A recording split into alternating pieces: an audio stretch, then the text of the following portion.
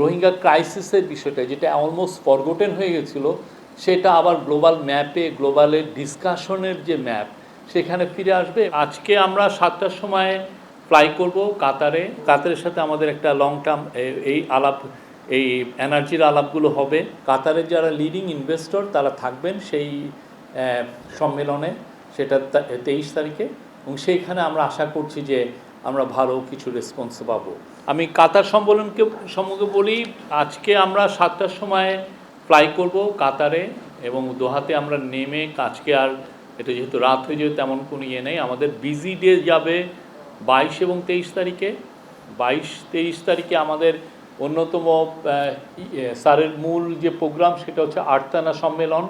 আপনি জানেন এটার মূল আয়োজক কাতারের রয়্যাল ফ্যামিলি, এটার মানে শেখা হিন্দ এটা মূল এটার আয়োজক। উনি আমিরের বোন এবং আমিরের মা যিনি শেখা মৌজা খুবই ইনফ্লুয়েন্সিয়াল, আরব ওয়ার্ল্ডে উনি খুব ইনফ্লুয়েন্সিয়াল একজন নেত্রী ছিলেন এবং ওনার কাতারের আমিরের মানে আগের যিনি আমির ছিলেন তার ওয়াইফ, উনিও ওনার সাথেও স্যারের দেখা হবে।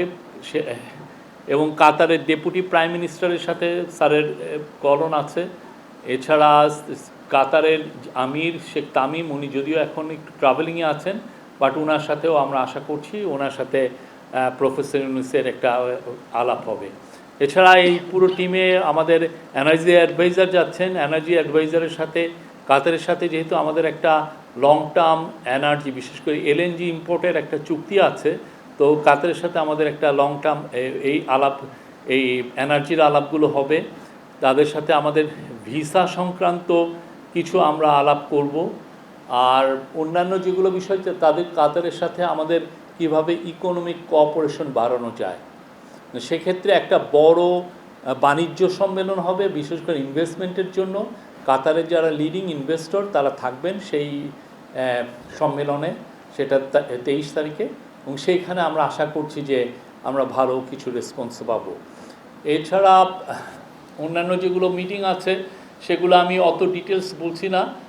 কাতার চ্যারিটির সাথে, কাতার ফাউন্ডেশনের সাথে, এদের সাথে মিটিং আছে। এবং স্যারকে আল জাজিরা, আপনি জানেন ওয়ার্ল্ডের খুব নামকরা টিভি স্টেশন, তারা স্যারকে ইনভাইট করেছেন তাদের হেডকোয়ার্টারে যাওয়ার জন্য।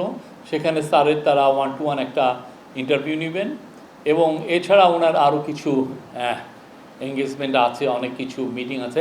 আর একটা খুব ইম্পর্টেন্ট বিষয় হচ্ছে যে কাতারে প্রায় 2.5 ঘন্টা ব্যাপী একটি রোহিঙ্গা ক্রাইসিসের উপরে একটা বড় সম্মেলন আছে।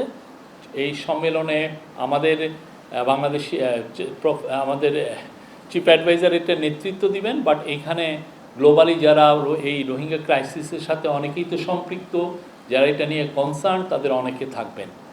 সানবিট সব দিবে সামাল। সানবিট ম্যাজিক প্রেস ডিশওয়াশিং এর মাথা ঘোরানো সলিউশন।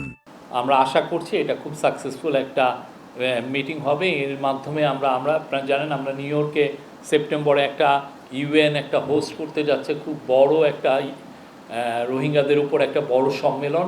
সেটারই প্রাক প্রস্তুতি স্বরূপ এই সম্মেলনটা 2.5 ঘন্টার এই যে সম্মেলনটা, এটা খুবই ইম্পর্টেন্ট।